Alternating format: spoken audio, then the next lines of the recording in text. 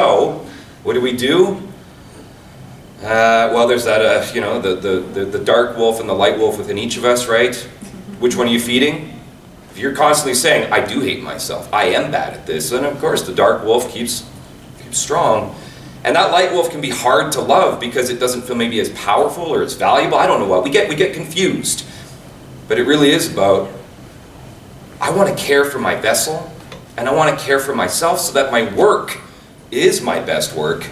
And when I'm in my own way, that's work for me to do.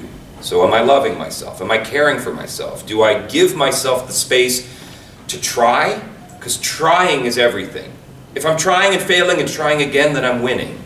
Because we fail forward. But so many people want it to just happen the right way, the first time, and then they're mad that they're somehow human. Perfection doesn't exist, but we always think that that's somehow what's going to make us valuable. Good enough is what makes you valuable. When you can get to a place where, you know what, I'm okay with that. Is it brilliant? Maybe not. Is it working? Is it good enough? Then I should be okay with that. Because my good enough is going to get a little better each time that I'm okay with my fallible, imperfect contribution is allowing me to try again. And if trying becomes everything, then you start to realize that you've come a long way with all that trying. And again, you can give yourself those self-loves of, this is hard and I'm doing it. I think I could take some pride in that. I can take some ownership of that. I'm sorry that it's not just, so you take this blue pill, ask your doctor, it's called Sad No More. And, but I think it's the work of all of us. If conventions for you are this great bastion of safe love and community that you're wondering why is so unique to find, well, this is a unique environment that we get. And it's up to us to try and take this out into the world and be good friends to each other, safely love each other, because it's really hard when we're alone with our thoughts to be reminded that it's actually a pretty amazing thing we get to do, because it's so hard sometimes.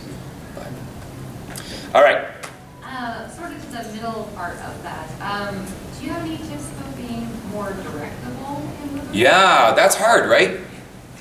So being directable or being malleable, right? We have great ideas. We want them to be our way because we've believed in them. We think it's right, and that's great.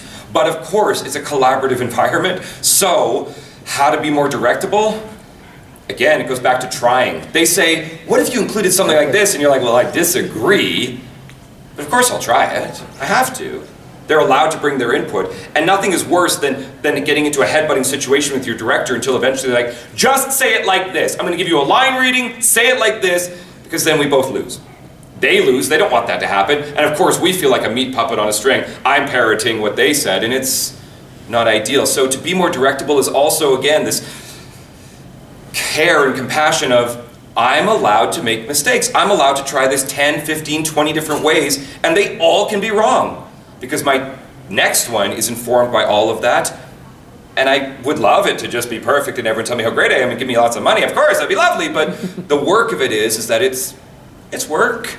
And it's uncomfortable sometimes. But again, the instincts and the energies and the emotions, they start to make a path that's a little easier to traverse. Especially when those things are kind of locked up. The brain and the spirit, or the brain and the energy sector, they're kind of like jungle between. And you start making pathways, and now pretty soon, everybody's friends, and you can use those things more. And instincts and energies and emotions are a bit unpredictable, but they're also this great wealth of opportunity. You know, some people think of it like a mine shaft. They have to keep the dirt and debris out of their mine shaft, otherwise they'll never find the riches again.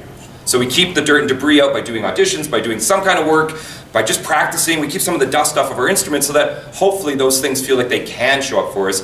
Because if we spend our whole time going, I keep everything under wraps, I don't address my feelings, I don't like feeling, and I certainly don't express myself, then why would it ever be different when you get in front of a microphone with all the pressure on you? So, we haven't heard from you. I know I'll never be the same. Shook my world so hard again. Wish I washed away my sin.